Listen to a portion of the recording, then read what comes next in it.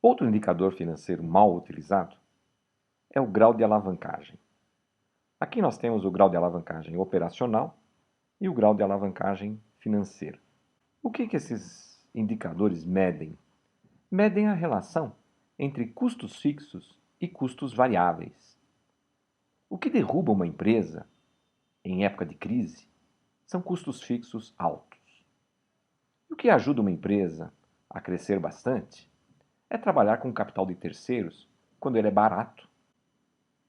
Esse indicador é mal interpretado porque, se de um lado ele mede o risco da empresa, em situações de vantagem, esse alto risco pode gerar alto retorno, mas não é para todo mundo que isto ocorre. Portanto, vamos entender melhor como é que funciona este indicador. A fórmula original para se calcular o grau de alavancagem operacional é dividir a variação percentual no LAGIR, lucro antes de juros e imposto de renda, pela variação percentual nas vendas. Mas é um cálculo difícil de ser feito, porque não basta pegar o período anterior e o período posterior. Nós temos que calcular essa variação percentual sempre no mesmo período, ou seja, projetar um crescimento. Porém, desta fórmula, nós podemos derivar esta segunda fórmula, que é quantidade que multiplica preço unitário menos custo variável unitário, dividido por quantidade, que multiplica preço unitário menos custo variável unitário, menos custos fixos. Lógico que para se usar esta fórmula, nós precisamos ter informações internas da empresa, preço unitário e custo variável unitário. Porém, podemos derivar uma terceira fórmula, muito mais fácil de usar, que é lucro bruto dividido pelo lucro operacional. Quanto maior o resultado desta divisão, maior o grau de alavancagem. Isso significa maior o risco que essa empresa está tendo, porém, maior o resultado unitário de seu produto quando estiver acima do ponto de equilíbrio. Portanto, há duas interpretações nisto. Uma de risco, se as vendas caírem, a empresa fatalmente estará em situação ruim, e uma de retorno. Caso esteja acima do ponto de equilíbrio, o seu ganho unitário poderá ser maior.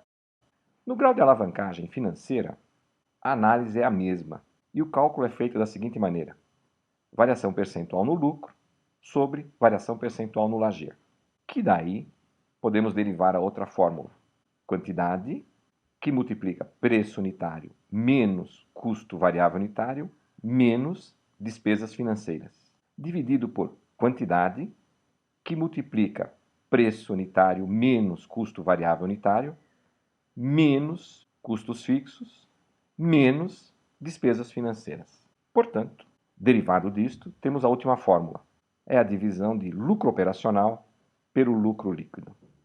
Se no grau de alavancagem operacional o foco é medir quanto as despesas fixas afetam o lucro operacional, no caso do grau de alavancagem financeira, estaremos medindo quanto as despesas financeiras afetam o lucro da empresa. Olhando-se a demonstração de resultado de uma empresa, temos aí o grau de alavancagem operacional é afetado pelas contas que estão relacionadas entre vendas brutas e o lucro operacional. E o grau de alavancagem financeira é afetado pelas contas que estão entre o lucro operacional e o lucro líquido depois do imposto de renda.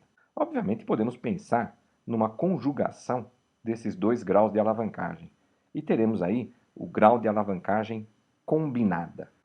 Uma conclusão interessante é que o grau de alavancagem combinada não é a soma do grau de alavancagem operacional com o grau de alavancagem financeira. Porém, é a multiplicação desses dois indicadores. Isto quer dizer o seguinte, que se tivermos um grau de alavancagem operacional alto e um grau de alavancagem financeira alto, o que também significa um risco alto do ponto de vista financeiro, o grau de alavancagem combinada será a multiplicação dos dois, ou seja, estaremos alavancando o próprio risco da empresa. As empresas em situação de risco adequado, não muito alto, têm apresentado um grau de alavancagem no máximo igual a 5. Isso significa o grau de alavancagem combinado.